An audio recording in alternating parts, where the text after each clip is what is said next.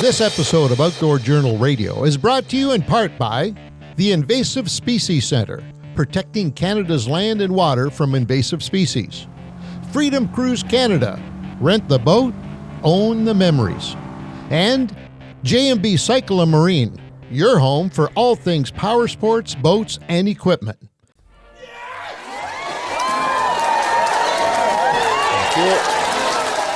Thank you. Wonderful program as usual. Thank you for joining us. I'm Angela Boyle. He is Peter Bowman. The staff will be MIA today, other than, of course, Dean. Yes. Come on now. Dean Taylor, right over there. Never MIA. No. I think for one show. I've missed one. Have you missed one? Yeah. Out of how many? For me way back. How many? in Like the 100? 205. Pretty good record. Wow. Pretty good. Wow. Gotta say. Very impressive, Dino. Yeah, and that was the worst episode I hear. Oh, of course. Of course. Wonderful. This one, not to be confused with that one. This one is a wonderful episode Be the best, because right? joining us here in a few minutes will be our good friend Rob Racine from J&B Cycle and Marine. Yes. Give him a big yes. Give him some love, folks. This guy is a perpetual motion entrepreneur. Racine the machine. Perpetual motion. He has more things on the fly, more things on the go, more product that he gets involved in. Oh my God. But having said all that, he runs a very smooth operation up in Timmins and Sudbury. And of course on the internet, for those of you who have been exposed to that already. They are Canada's, I keep getting this wrong, but I'm going to continue until somebody gets me right. They're Canada's largest Princecraft package motor boat. Until somebody wants to try you, right? Until somebody challenges you. Nobody you're challenges gonna keep that, me. so. Anyways, Rob will be joining us. He's got a couple of other little adventures that he saw that he'll share with us. As usual. And he's also at the boat show, and it goes on and on and on. Fiedner. Hey, I like that. Fiedner Listenback. Hey, dude, Fiedner That's a good name. that's a name for a band, like a country bluegrass band. Fiedner Listen back. I love it. There it is, right there. Fiedner Listenback. I love that. That's the So best. let's do a little Fiedner Littenbach, shall we? In response to our episode with Mark Melnick. Yes, this is recently. from at Splinters Adventures via YouTube.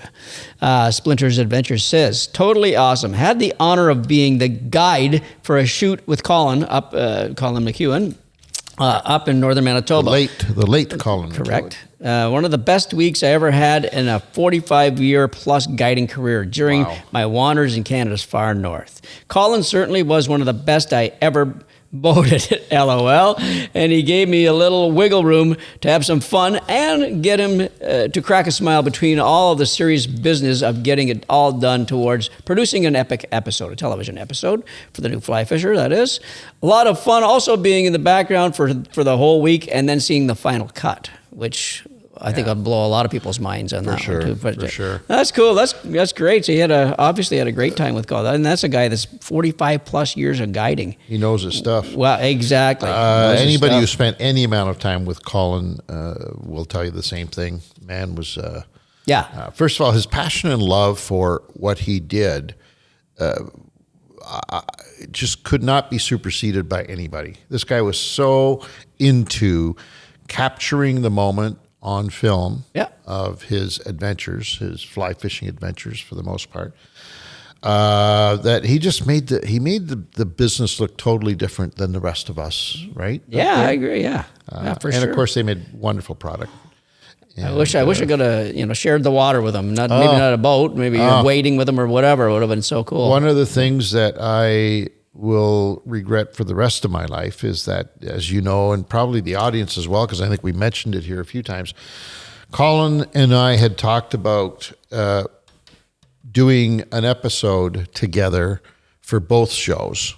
Yeah. And we kept putting it off, and then we'd keep talking about doing it. It would be so epic. It would be wonderful. And I regret not putting my foot down on the pedal and making it happen. Yeah. For sure. Anyways, nice comment Yes. from our listener. Absolutely. Conservation Corner, grass carp, brought to you by the Invasive Species Centre.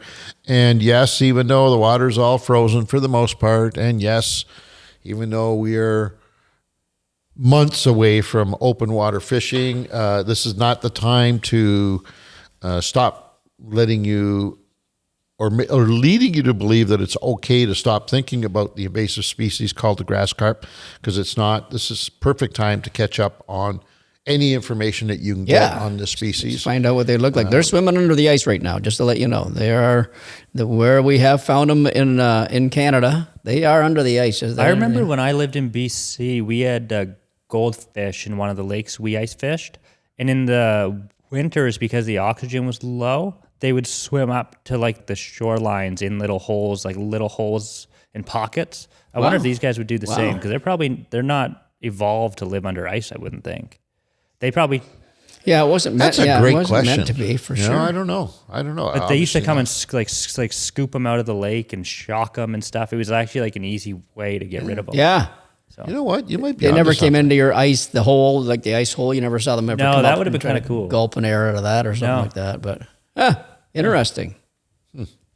Anyways, go to invasivecarp.ca and get all the lowdown on this invasive species and find out what you can do or prepare yourself. It's like training. It's like it is training. It's like getting ready for the camp at the NHL. You know, all summer long you train until the coach puts you on the ice. Well, we want you to train all winter long so that come open water season, we will be able to do our part and get rid of this critter. I like it. All right, moving on, Mr. Bowman. It's our news brought to you by J&B Cycle and Marine, Ontario's, and sometimes Angelo says Canada's largest print scrap mercury dealer. Who will be joining us here momentarily, Rob correct. Racine, the president of the company. Yeah, so we don't need to go much more into that. So the news story is scientists identify oldest known fish ever found in the Great Lakes. Now, I was surprised at this. Thank you, Dino. Magnificent work on that board, by the way. Appreciate that. Yeah. Give yourself that's a bunch of bullshit, please. It's a bunch of bullshit. Thank you. There you go. Appreciate it. I was surprised that the number was this low. I was as well, and it threw me into a whole search thing, which I'm going to show you afterwards. Okay, something well, like then that. before I say anything more that might make me look like a foolish old man. No, because you're right. Because you're right. Because you're right. I So thought the story's same thing. wrong? No, the story's not wrong. It just seems like 62 years of age doesn't seem, for lake trout, doesn't seem all that old. Yeah, I always thought they were like living in their hundreds for some reason. Right. Yeah. So we'll go to the story first. A lake trout captured in Lake Superior, obviously what Angelo told the age, is believed to be the oldest fish ever documented in the Great Lakes. Now that's documented with an estimated age of 62 years. The fish was collected during a scientific survey at Klondike Reef in the fall of 2023 in Lake Superior. There's a lot of the story, but it goes on and on. Usually a lake trout is a 25 to 30-year-old fish from what they say. Right? So this obviously is an older fish. They had a previous oldest confirmed lake trout of 42 years old. So these are fish that they are actually taking the otoliths, the ear, out, and they're literally aging these fish by doing so. So, and I'm the same as Ann Dean in that I thought they got older. But I looked up certain other fish too, along with lake trout. So in Great Bear Lake, their oldest one they pulled out of there was 67 years old. So it's not that old. Wow. But Great Slave, there's estimates suggesting some could be in their 80s to even over 100 years old. So I don't know, there may be, obviously it's a lake specific thing, if this is all, this is a Google research, so I don't know. All I know is that early in my career, I was fishing in, I'm going to say maybe Victoria Island, north of Canada, just south of the magnetic North Pole. Oh, Cambridge Bay there, right? Well, it wasn't on that chute, but that same area. And we were puddle jumping. There was a pilot, a government official, and myself and cameraman. And we were just puddle jumping and sampling to see if there were fish there. You did this? Yeah. That's friggin' amazing. Well, thank you. You're amazing. Well, thank you. What the hell? I want to do that. And so I remember during this thing, we were on this little piece of water, and I caught this huge lake trout. And I was holding it in my hands for the photo, and I remember I never lost this. I had it. It felt like an old man or an old lady. The skin was all drooping through my fingers. Come on, really? Yeah, it was like ancient feeling. And so we released the fish, and off we went. And the pilot, who was also, he had some level of, he was not a full biologist, but he was, a hobby biologist, if you will. He said that they have fish in regularly aged in that area that are well over 100 years of age. And so he said that fish is definitely over 100 years of age. So that has stuck with me all these years. And that's why I just assume that lake trout are one of those species. Well, we did cover a story. I remember, I don't know if it was this year or last year, but we covered on the podcast that in those experimental lakes they have up in Kenora, right? They did a study where if you put a lake trout under perfect conditions, it's like genetically it doesn't age. Yes. Like it's only stress and capture and being preyed upon that ever harm it. So in those lakes that you were probably in, like there wouldn't be a whole lot affecting them, right? There's no apex pollution. Predator. There's nothing to eat them. And probably food is abundant because there's no other, no human encroachment on any of that stuff. So maybe it's a stress-free life that makes them. That's what we need. That's what we all need. That's what we all need. Yeah. It might be a little late for me, but so anyways, I looked at some other fish and a couple that surprised me. So what do you think a common carp's lifespan would be? Probably not as old as we would think. I would say the average, I'm going to say 12. Not the average, what it could go up to. Let's use that instead of the average. Oh, maybe. Maximum. Maybe be 12 to 15. It's 40. Wow. 40 years for a common carp. Wow. Gar, which is one of the oldest, second oldest fish aside from sturgeon. So what do you think? I would say that one probably 40 or 50. 30 years or over. A little bit over 30. I was really surprised at that one. I thought for sure. Now, the lake sturgeon. Now, this is just a freshwater sturgeon that we have in Ontario here. The females can live the males live up to 55 years, and the females can live anywhere from 80 to 150 years. Wow. A lake sturgeon, 150-year-old fish. Is that any different than humans? I knew you were going to say that when I said that. I had to throw the female thing in there because I knew it was coming. There are far more widows than there are...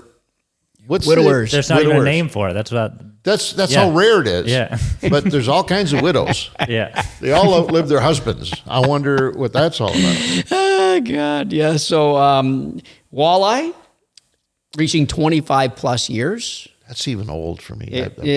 Largemouth, 15 years. Smallmouth, 20. Bull trout, Dean likes this one, 20 to 24. Brook trout, 8 years. And a bunch. I did a bunch of panfish, and usually about 10 years is the max for bluegills. Specks, I thought, would have gone longer. Yeah, 8 years for specks. Now, I mean, biologists could. Stephen Cook could come on here and just say, "Bowman, you're full of shit." That Google is full of shit. Yeah. I'd love to actually know what the actual ages are. Especially with something like a walleye. Like if you're just taking samples, like they would never die of old age. They're gonna get caught. Like there's I just wonder how they're even measuring that because an old walleye is still gonna get caught. Yeah, that's true, eh? And people keep them. True. So and sometimes the size I read earlier, I didn't write it down, but there was a small lake trout. It was only like 4 or 5 pounds, and it was like 30 or 40 years old. And in one of the lakes, it was like the oldest trout they ever measured, discovered as age wise, and it was just tiny little things. So interesting, like Pete Bowman, kind of Pete Bowman of trout. Interesting.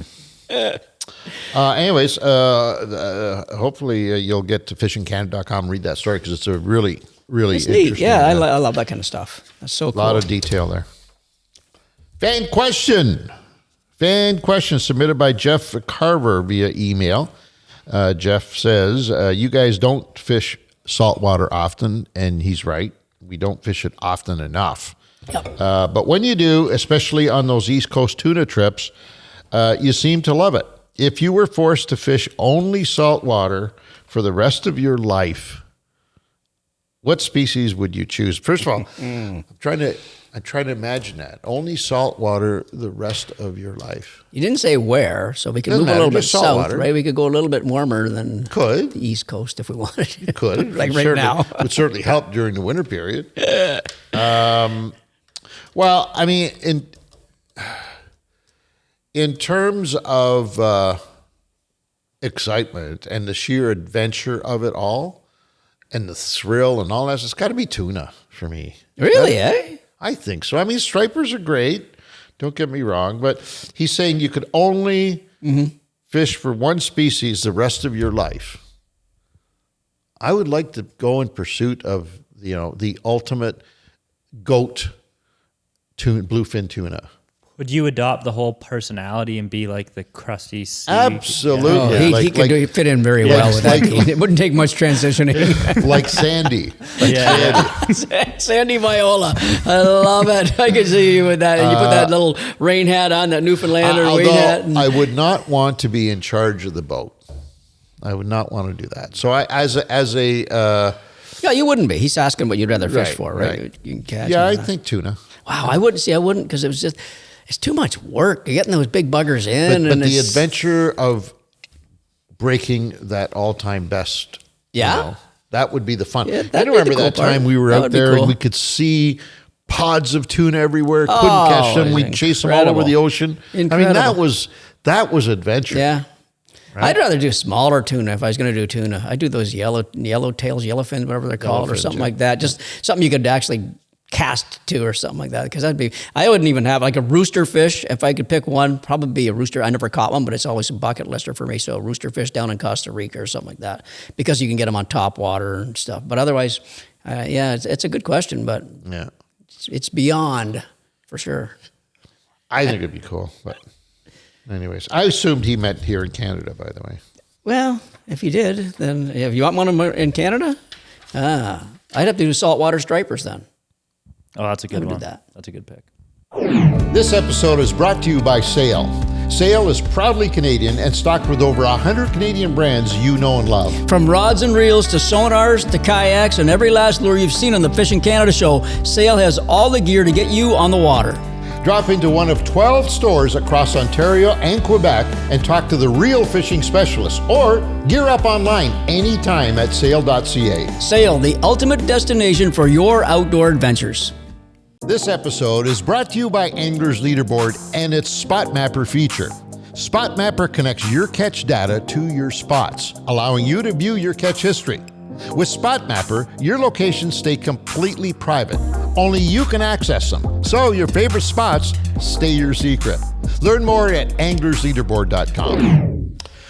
All right, our guest this week, as he mentioned at the top of the show, Rob Racine. He's president at J&B Cycle and Marine Company, Freedom Cruise, seasonal boat rentals, boat armor, which we're going to talk about today, all kinds of goodies. But I went on this site before we did the show. Man, he's into everything. Oh, buddy, you weren't there, man. I'm telling you, the visit we had, we took the drone up above Rob's place, J&B Cycle.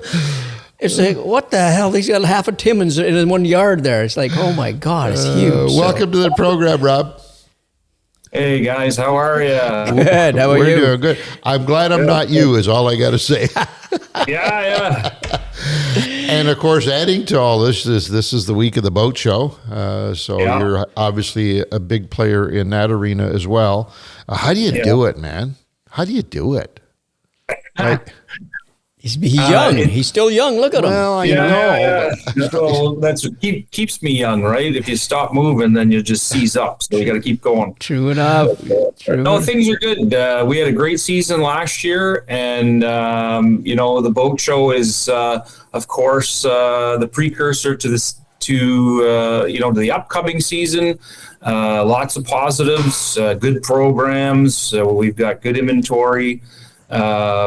Everything is looking very promising as far as the industry goes for the spring. So we're very optimistic that way. So it's all we can do is get out there and talk to people and start to make things happen. How much of your business, annual business, do you think in somehow, some way is touched by the Toronto Boat Show? Well, for our Timmins location, it was really impacted when Porter Airlines started to fly in and out of Timmins to the Toronto Island. So that really opened up, the opportunity for somebody to jump on a flight for maybe $500-600 or less sometimes. Takes you right down Toronto in just a little over an hour, as opposed to driving 9 hours in the wintertime. So that really kind of changed the game. What we found was, and I've been doing the show for, 30 years. And, what we found was there was we were meeting a lot of people from the Timmins area at that time when Porter came into play, and they were tying that in with other events that were taking place in the city. So, whether it was a Leafs game or perhaps the Raptors or monster truck. So that really kind of changed the game for us in the Timmins. Our Sudbury store, that 4-hour drive is doable. So we were already seeing a good, concentration of people from the Sudbury area before that time. Why would somebody from Timmins not just go into JB Cycle Marine and look at whatever they have there versus going down to the boat show, take $500, go down to the boat show and all that? And you know what I mean? I'm wondering why that would be. I know the answer. We'll let Rob answer it. Yeah. Well, I mean, in Timmins, winter's 14 months long. So whenever you get an opportunity to get out of the city and see something different, I mean, a lot of people will grab that opportunity. Like I said, they're tying it in with other things, perhaps, it's a show or something else that's going on in the city at the time. But, just getting a jump on the season and getting the best thing about the Toronto Boat Show is seeing everything under one roof. Sure. So even though we have customers that come in and we know that they're going to buy from us and they like our product, they like us and all that, we encourage them to go there only because they can, walk across the floor and see a different layout or a color or a brand for that matter, and really solidifies their decision-making process. And then there's that special someone who thinks that the vendors at these shows, whether it's the Toronto Sportsman Show, the Boat Show, or any of the shows, there are consumers out there who have this notion that all of these dealers at these events are in distress mode. Looking for the ultimate deal, mode. like they got this is it, man. I got fire sale. Exactly, it's a fire sale. Okay. And I used to have fun with them when I was doing those shows with Barclays, because I used to say, like, are you serious? You want to pay that much for that? Like, what do you think we are? What do you think we're doing? Well, you don't want to take it home with you when the show's over. But that's the perception. I imagine in a boat, because we used to have boats at these shows too, big ticket items. Mm-hmm. People, if you've got a product that's a boat package, for example, that, you've got 5% off, that's huge. But it doesn't seem to move the needle on some folks because they think they still need that 50% off ticket on it. You know what I mean? Yeah. In order to be a real distress sale. Right.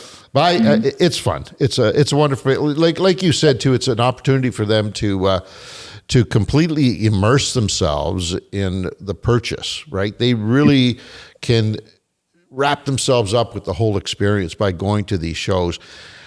I don't know if the stats have ever come out as to the number of people that go to these shows, how many purchases are made, what percentage of those people actually end up buying at the show. Do you know that, Rob? So yeah, the people at the Toronto Boat Show publish that every day. So there's like a newspaper, we'll call it, email that comes out after the results of every day. So as you're selling stuff at the show, you'll submit a ballot that will have the information of what you sold, the value of what, who you sold it to, and it goes in the ballot box, and then the people can win. There's a $10,000 prize is one, and then Princecraft always donates a fishing a boat package. Right. that is given away as well. So that's part of that as well. So there's to incentivize people to submit, the information. So they do track that. I want to say that, it's probably between, on the low side, maybe 50,000 people. On the high side, 70,000 people will make the show in the 10 days. So Okay.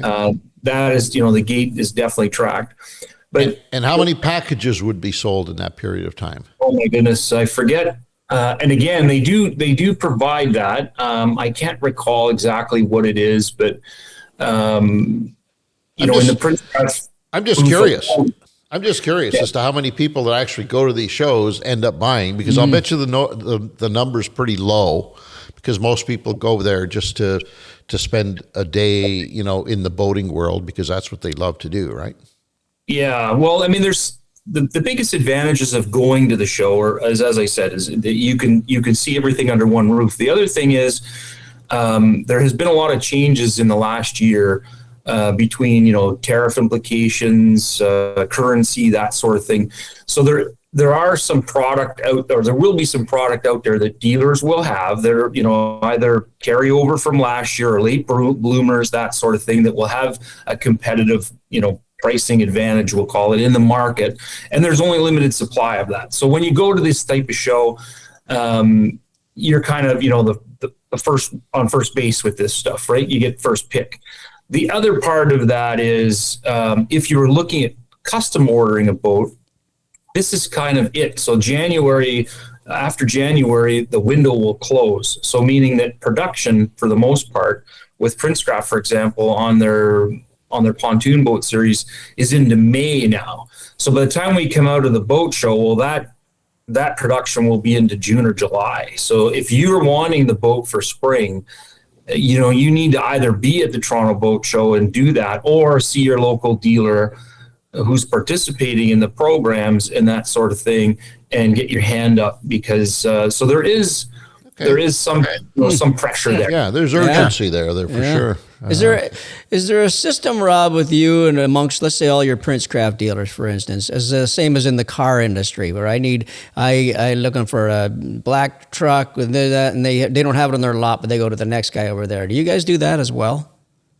So that we definitely have access to viewing, dealer inventory in and around. It's a little different in our industry and in the power sports industry, because we're not franchises in the sense of, so transferring product from one dealer to another isn't always, straightforward or simple. The other thing is there could be costs that a dealer had incurred.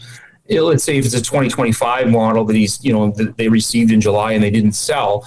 Well, they've paid interest on, month over month on that package. So that's going to influence, but absolutely, we horse trade stuff between dealers, whether it's engines or packages, complete or what have you. So that it definitely does take place. It can happen for sure. Okay. How do you deal with a 10-day show? That's the big question I got for you, because I used to do it years ago, but if somebody asked me to attend a 10-day show today, there would not be, you couldn't put enough money on the table for me to do that. How do you do it, man? It's definitely hard on the body, and as the years go by, it gets harder on me. I'll tell you. You're averaging somewhere around 30,000 steps a day standing. Holy shit! And you got to remember that inside of that building, it is so dry. Yeah. Like the air is so dry. So then you leave there, you jump in a cab or an Uber, whatever, you get back to the hotel. Well, the hotel's dry. So now you're in there. So you get quite thirsty. And we kind of work through that. Some nights more than others, but great opportunity to network. Yes. In the industry, you get to see people you haven't seen in a year, and like I said, there's lots of us that have been going 10, 20, 30 years. So that part of it is great, but it's definitely it takes a toll on the body. You normally bring something home, either a cold or maybe COVID back in the day, where definitely you definitely are at risk to some of those things as well. Yeah, it's impossible not to. Yeah, you're you've shaking got everybody's hand. 70,000 people jammed in a building, and you're there all 10 days. Oh, my God. I know. Anyways, you're a better man than I am. That's all I got to say. I don't do it alone, so. True enough, eh?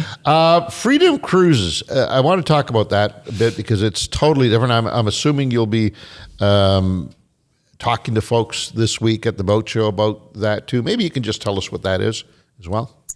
Yeah, so we're going into our 4th season with Freedom Cruise now. And Freedom Cruise Canada is a seasonal boat rental package. So obviously there's a lot of companies that do, hourly rentals or weekly or even monthly. To my knowledge, Freedom Cruise Canada is the only one that's doing a full-on seasonal rental. So the boat is yours for the entire season. It is a brand new boat. So we bring the boat to you. It has everything that you need to use the boat. So it has insurance. It's got the safety kit, the mooring lines. It's got everything that you need, even a full tank of gas. And we bring it to you. We give you a rundown on the whole boat and everything that's in it. And basically we leave it with you and it's yours to use for the whole season. At the end of the season, we come and pick it up. And if you're like 96% of our clientele, you rebook for next year, or perhaps, you've now decided after this experience that, hey, you know what, we like this. This is a great thing to have on the dock. We like the size. We like the horsepower. We'd like to buy something like this. So it's a way of, again, putting your toe in the water and getting a sense for, making the purchasing commitment, basically, right? So that's really what it's done for us in the sense of helping people find their way through the purchasing process. And that's difficult to do. With the array of boat styles, shapes, and colors and sizes that are out there, for a first-time buyer especially, that's going to be a daunting task. Like, how do you know what the right one is for you? And this is a good step one. I'm curious, do you have a part of this program? Can folks buy that particular boat that they had all summer long and apply maybe some of the payment towards it, or how does that work? Yeah, so what we do when we drop it off, we give them a folder which will have all the purchasing information in it, and it has obviously a reduced price, end of season price for them if they were to buy it. We don't have to pick it up, so they can keep it. So they know the number on that. So, and then what we do is we would give them basically 50% of the base rental price back towards the purchase. Oh, wow! So they get half. And when we're talking about people always say, well, what's it cost for a season? And we've made it very affordable. I always say it's less than a 2-week beach vacation, and you've got the thing for the whole summer, and your whole family is exposed to it, which is, better. Wow. So, and for that reason, the pontoon boat has been the most popular boat in our fleet. So we do have some other boats. We've got some fiberglass boats and we have some fishing boats, but by far, the pontoon boat, because in the overall platform of it and how it suits so many family members, it by far has been the most popular choice. Is it hands down you have to have it for the whole summer, or is there a minimum time limit? Can you get it for a month?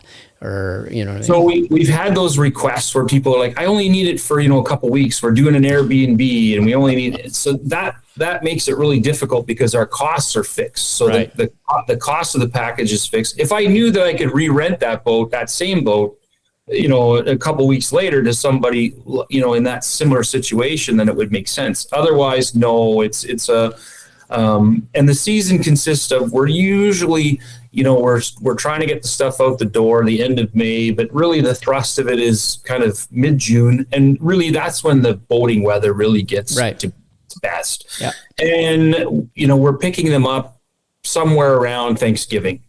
Okay. That's where we come back. Okay.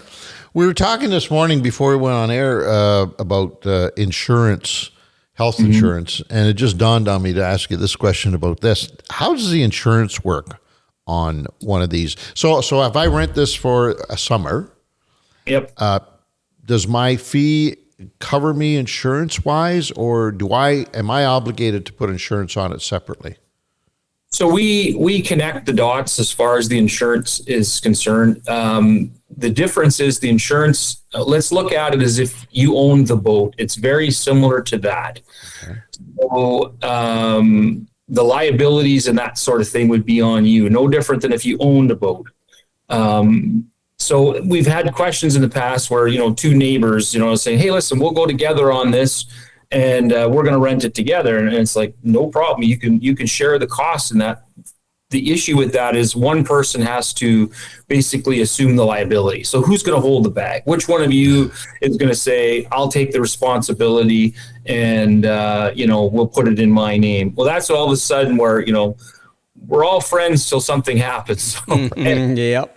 And, knock on wood, we again, because of what we're dealing with in the horsepowers and the risks are mitigated in that sense. The people that we're renting to are, they've been around this stuff. They've either owned a boat before, or they've, they're they have to have a boating license. That's the other thing is, all those boxes have to be checked. Yeah. And also because you're talking about something that has a sense of ownership. So people are more cognizant of the fact of, the care and handling of the product versus when you go to, again, a beach vacation and there's some, PWCs down at the beach and people are blasting around for an hour. Well, you can imagine, what the product goes through and what the risks are involved in something like that. So I understand the liability part of it, but what happens if I run this thing aground? I'm out in the middle of Pigeon Lake and I forget about Big Rock at the north end, and I run this thing aground. How does that work insurance wise? So there's a $1,000 deductible, so that would come into play. It would be handled no different than it would be if you owned the boat yourself. So the insurance company would, come to the rescue, sort of thing, right? And the renter would be responsible for the deductible portion, which is in the agreement, and then it gets treated just like any other incident that you would have on your own.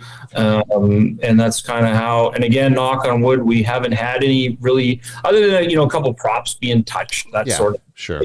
Which happens. I mean, people go to get up on a beach or something and they forget to trim the engine up. And, right. But again, very minimal. We've never done that, have we?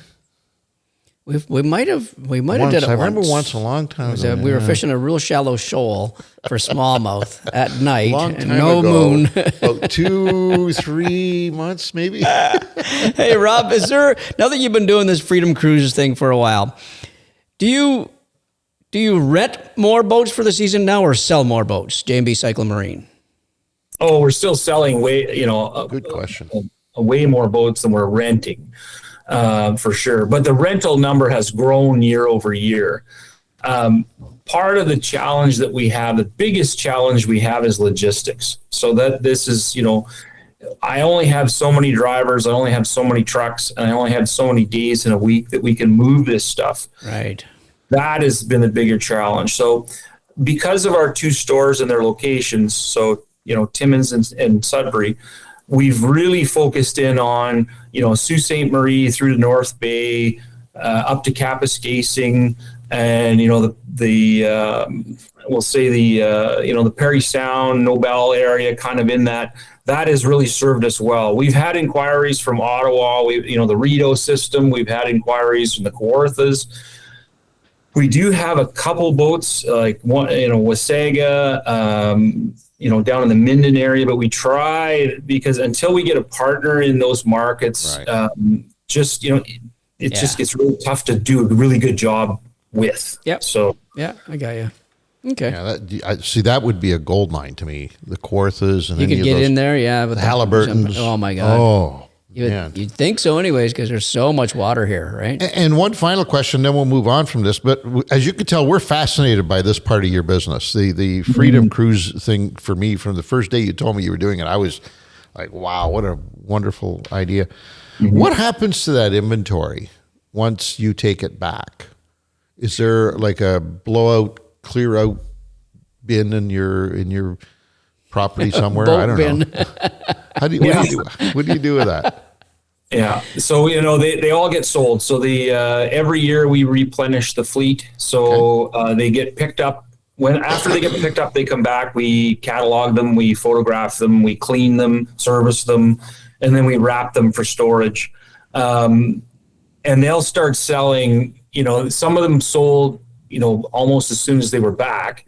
And then, we'll start to pick away through those through the winter. And then, of course, the boat show, people looking for a deal. They're getting a boat, and we're seeing anything from as little as 7 hours. I think the highest this year was 62 hours. That was the highest I saw. That's crazy. But the gentleman that put the 62 hours on it, like he said, I use that boat every day. He said, every day I come home from work, he says, I'd go down to the dock, I'd untie the boat, and I'd go out and decompress. He said, and I just go out.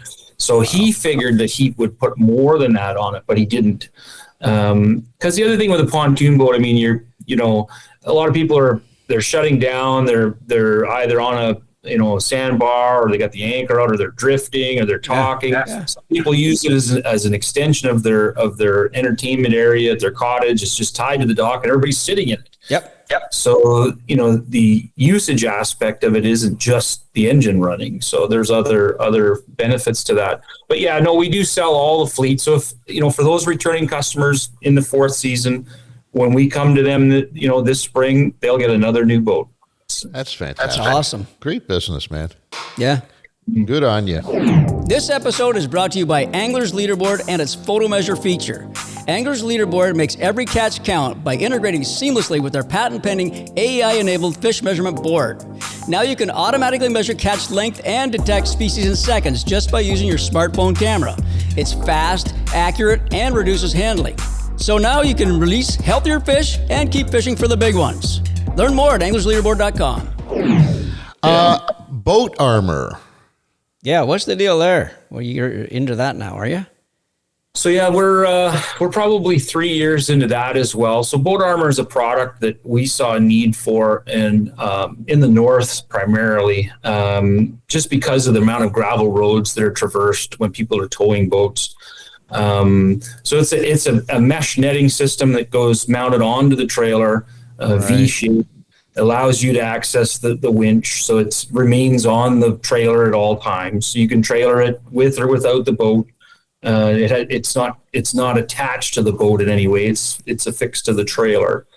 So it's been a great addition, value added piece, protection piece for our customers. For sure. Again, primarily fishing boat is where we've seen it. No real benefit to pontoon stuff because most of those customers aren't trailering, and exactly. Yeah. The pontoon doesn't have paint on the bottom, or it's not exposed as much as it would be with a V-hull that has an acrylic paint or a fiberglass for that matter. We're seeing lots of that as well. I was first exposed to, I think you too, Pete, at the same time. It was out west in Alberta. Every boat, that was 25, 30 years ago. Yeah, every boat has it. They all have it and had it. Yeah. Just that's standard equipment. You would not buy a boat package without some kind of protection. We found it rather odd, to be honest with you, and I'm still not 100% sure whether. Now, mind you, we don't. Well, I got to go look at our boat after we're done this podcast and see the front end what it looks like. There's a few. But the Alberta thing especially is a perfect example, is what Rob said in the north. It's all gravel roads all the time. Right? Where we were fishing in that area, kind of a bit north, Wabaska area and all that kind of stuff. Yeah, it's just gravel roads everywhere. So every guy's got a truck, every guy's got a boat, and they all have that protection on the front of the boat. So.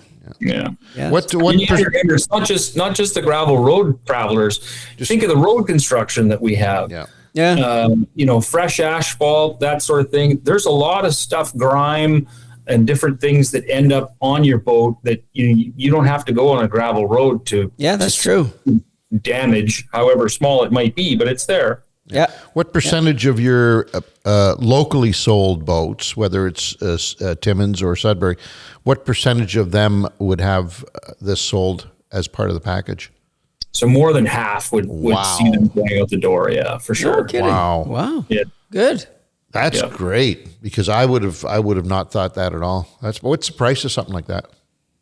So pricing on boat armor, you're looking at $7.99. That's for the entire kit. There's free shipping with that as well.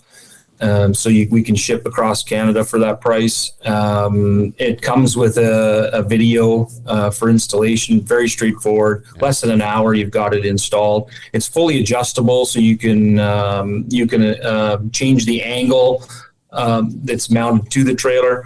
Right. So that to fit certain hull designs or protrusions that are on the boat, if you have a step on your trailer, that sort of thing. So that seems like a low cost or something that could save you. Literally, I know, because we had to paint a boat a couple of seasons ago. Yeah, that was a little more than $7.99. That was $4,800. Yeah. To completely paint a hull. Now, that net meshing, be honest, wouldn't have helped with that boat. Unless you get that mesh in a little creek somewhere in the middle of nowhere in northern Ontario. Oh, that was a nasty one. So you could literally, too, if you bought one of these off, Rob, let's say on your boat, if you wanted to keep it for your next boat, you could take it off. If you're going to resell your boat, sell it without that, right? And put it on your next trailer. Could you not? Is it like universal? It's fully adjustable, so it will fit a 3-inch or 4-inch channel trailer. Yeah, you can definitely take it off, put it on something else. Yeah, you can leave it on for the winter. Like, we wrap a lot of boats that have them on there, and you walk through the yard and you see them. Some people will choose to just pull the quick pins off and fold it up and put it inside the boat. For the winter, but otherwise, no, it can remain there. There's no problem with that. Oh, so there is a quick release aspect to this that you could pull them off and put them back on. Yeah, it's on quick pins. Yeah. Oh, that's even better. That now, well, the mounting hardware will remain. Right. Right.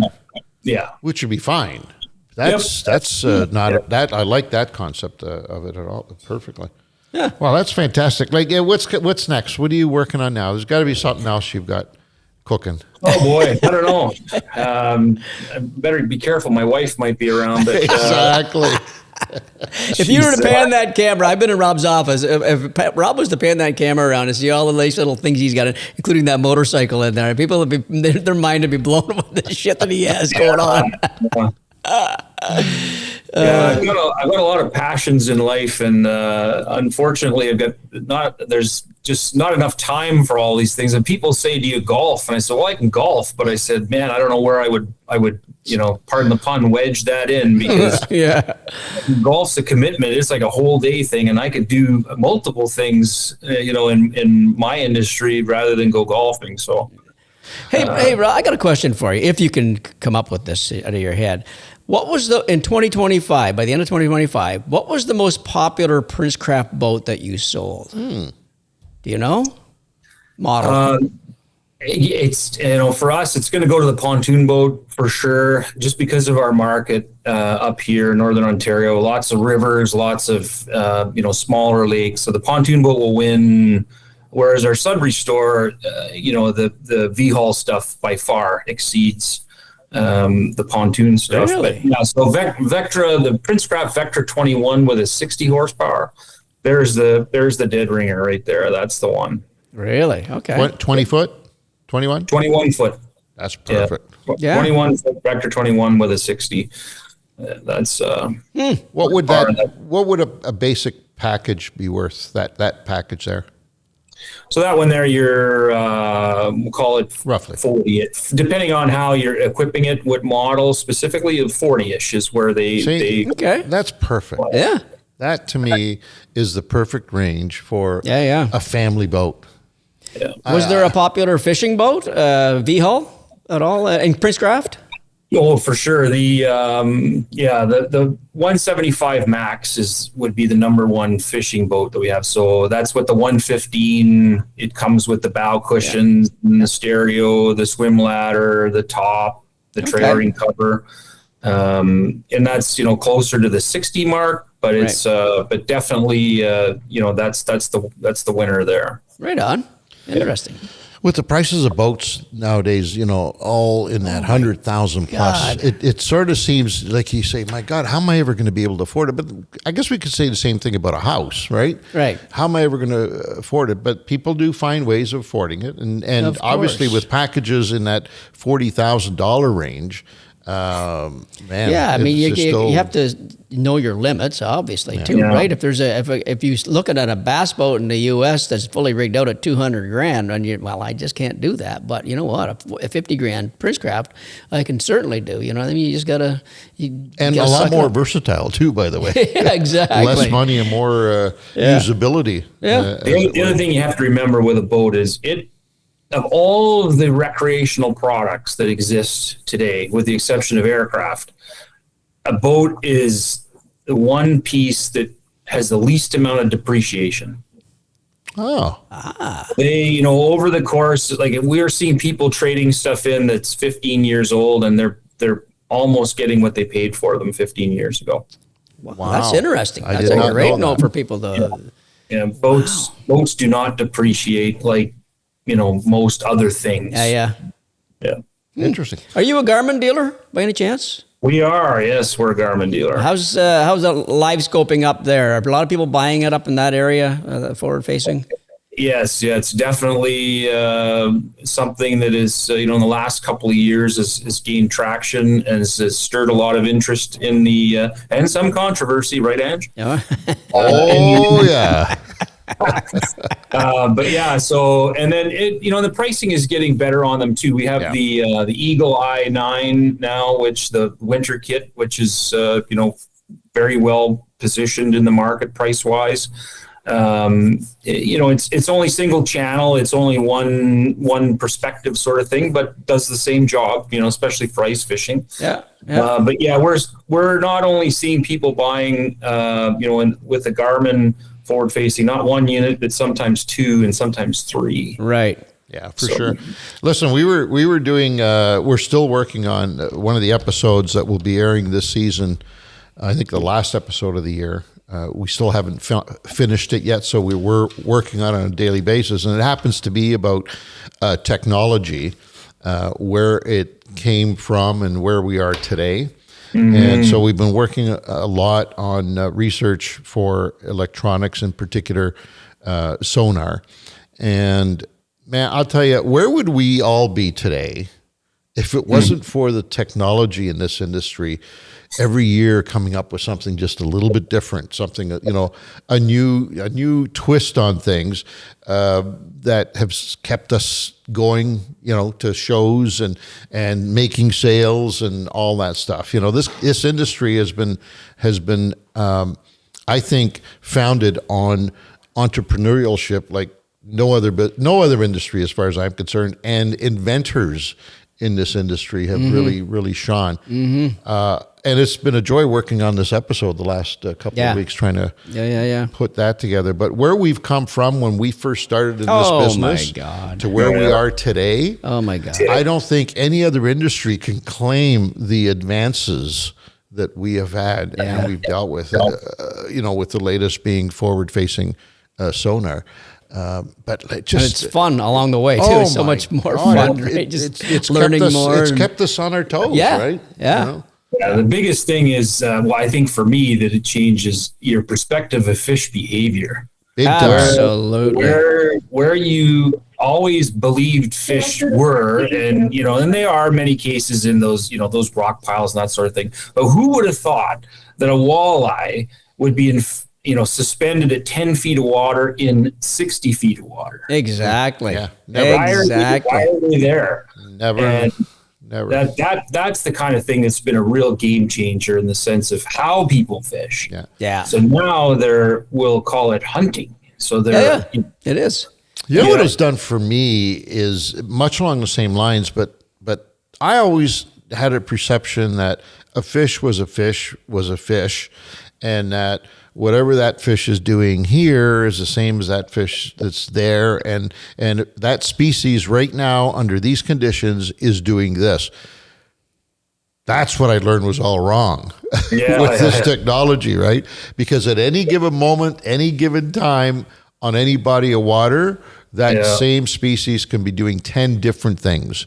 Yeah, and for sure. if nothing else, especially forward-facing sonar, if nothing else, it's taught us fish behavior. You're bang on. Yeah. It has nothing to do with anything other than we're learning more and more that this creature down there is even a lot more unpredictable than we ever thought it could be. And you can't rule anything out. When you're out fishing today, my God. you can't rule anything out. Without a doubt. You know, and the other thing is too is people. It's it can still be tough to catch fish. So yeah. I mean, we've sat on them and watched, and it can be very frustrating. It's the worst thing ever. Yeah, so you're looking at them going, they just won't go, and you've thrown everything you have in the boat at them, and they still won't take it. It's just like, well, you know what? That's fishing. That's why we love it, buddy. Speaking of which, and it's a good throw to the last item I want to talk to you about. You're heavily involved in the tournament scene up in your neck of the woods, walleye in particular. Tell us a little bit about that. So yeah, Timmins is very fortunate this year. We're hosting the NOWT, so the Northern Ontario Walleye Trail. So we're hosting the championship at the end of May here on Lake Kenogmasy in Timmins. There'll be 60 teams that will be in the championship. So they qualified in the 2025 season. And they will be fishing for a number of prizes, the grand prize being a Princecraft Hudson 190 DLX windshield with a 150 horsepower Pro XS Mercury engine on it. Nice. So somebody at the end of the 2-day tournament will leave with that boat. Wow. And then at the same time, we're going to have another group of boats that will be in, we'll call it the sportsman class. And they will be fishing for I won't say what exactly, but there will be nice prize packages for them as well. So there's a total of 60 boats. So 30 teams in the professional series and then 30 teams in the sportsman series. And then there are other tournaments that take place throughout the season, of course. So once they leave Timmins, they'll go to Kapuskasing, they'll go to Geraldton, Long Lac, Dubreuilville, Sault Ste. Marie. So they'll be qualifying for the following year. Wow. Cool. Do you have people that do the whole trail? There are some dedicated buggers that do it. I can think of a couple of them. Our good friend Jamie Robinson from Wawa, Ontario. Man, the guy just goes, and not only does he do those tournaments, but then he'll go off and do the Kenora series, and so he's hardcore. There are a few. We've got our buddy Chad from Fort Erie that comes up and all the way to Geraldton and makes the drive. I mean, these guys are, they're hardcore. They're That's troopers. awesome. Wow. How do the guys, now I understand the pro side of that championship qualify from last year. The sportsman side, is that also a qualification from last year, or is that, how do you pick those people? So the sportsman side of it is kind of, it's spawned from just trying to get people back into the series, trying to get them, incentivized to come out. And so they can qualify. They can choose to qualify for the point series. So let's say they fish the Timmins one, which is the first one of the season, and and they walk away with a 5th place or something. They say, you know what, we're going to do the 2 more tournaments to qualify for the championship. By all means, they can do that. Okay. But as far as the series itself having accumulated points stand alone for the sportsman side, no, there wouldn't be. Okay. How, because I'm only asking this question because we see it here in the more populated area part of Ontario with regards to tournaments. How accepting is the local population of this event in your town? So again, I mean, as far as the angling community is, they're very, but I'm not talking about them. They're on board for sure. Yeah. They would like to see more of this stuff, done locally.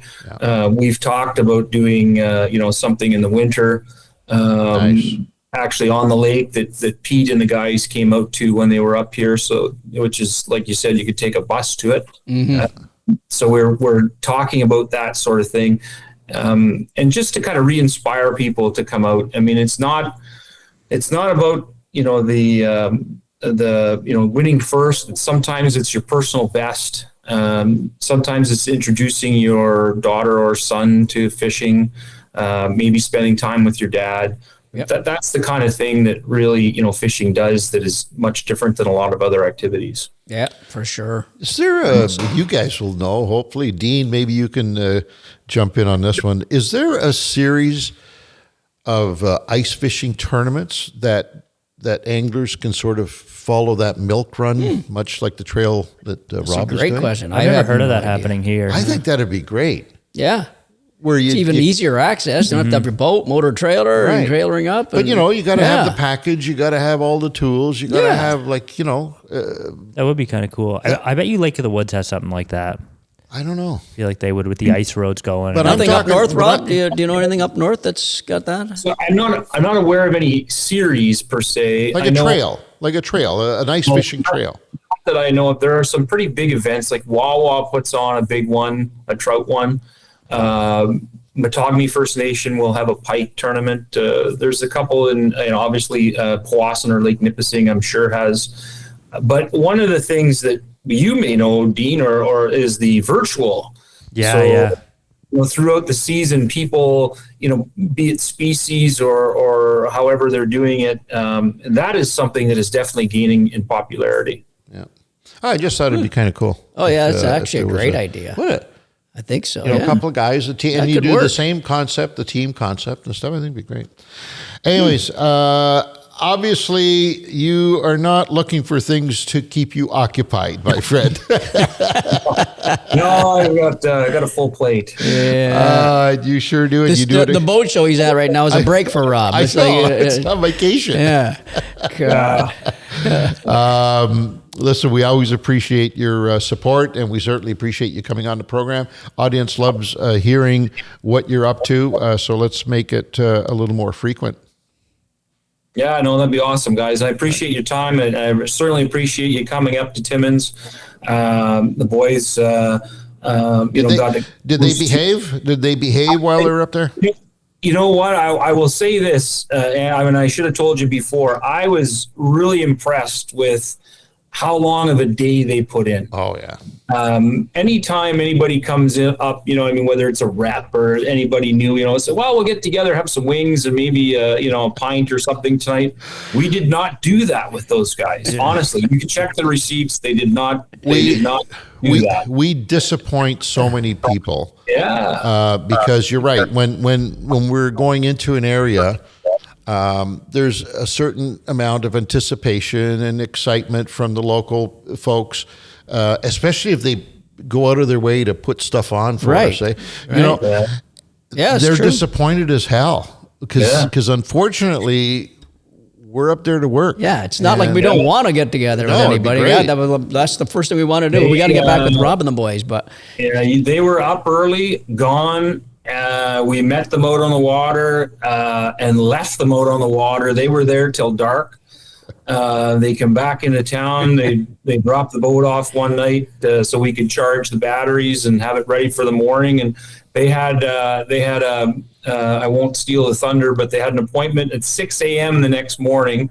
And they went to that and then came and picked up the boat and then put a full day on the water again. So, hats off, boys. Good Thank job. you, buddy. Thank you. By the way, did I ever tell you we figured that problem out? Remember the problem of the power steering? Yes, that was a little block on the battery. It blew that fuse on the top of the battery. We boosted that instead of boosting the positive. So there you go. There's one for you if the boys ever need that. That was different. And that's easily done too. Oh my God! That's a mistake that anybody could make. I told Steve, look for that red little orange cap, and he just put it on the top cap, thinking that's what it was, and it was pop, and it just went like nothing. So, anyways. Yeah. Well, thanks for that, Rob. Thanks for telling the boss that, and then we'll never tell him the real truth. Then that's good. Okay. We've been doing this for 40 years. Nothing has changed. Yeah, he knows it. That's amazing. 40 years this celebrating year, that. Right, I'm really looking forward to seeing the series on TV this year. It's cool. I'm going to watch those, but that's going to be basically a trip through time for sure. Yeah, there's a lot of archival stuff that we touch on, and a lot of memories are shared, and it's a really wonderful series this year. Totally different than most of things we've ever produced. So It's great. Yeah, congratulations. Thank you, my buddy. friend. I will see you shortly. We will maybe take a break and have a coffee or something. That might not be a bad deal, huh? I'd like that. Boat show coffee. you How's go. that? Post show coffee. Yeah. There you go. All right, buddy. You take care of Hey, guys. yourself. See you, All Rob. right. Take care. Good Rob seeing you. Racine, president at J&B Cycle and Marine. We are underplaying the amount of energy that this man has. He's a busy boy. He I is tell a you. nonstop machine. Yeah. And they had the whole city of Timmins knows him too. That's for sure. yeah. He's involved in everything, which is great. If you're ever pulling through Timmins on a fishing shoot or on a fishing vacation or whatever, it's worth stopping in to see Rob and the boys at J&B Cycle. The experience of seeing this huge retailer that you would expect to see in a big metropolis somewhere out in the middle of nowhere is mind-boggling. I don't think you'll see a dealer that big in a metropolis, No, to be it's honest true. with you. That's true. It's impressive. So, That's true. Yeah. Great Anyways, people, too. J&B Cycle and Marine in Timmins and Sudbury, or better yet, go online and find them as it's not JNB, just jbcycle.com and marine.com. All right, that are it. I think we got her covered, Dino. Yeah, that's pretty much it. I know we've been mentioning a live scope contest the last couple weeks. We will have a date for everyone next week. So it's coming up. It has been confirmed. So another live scope unit. Perfect. All right, on behalf of the entire crew, which consists of Dean, Peter Bowman and myself, Angelo, are signing off. Thanks for joining us. We'll catch you next time.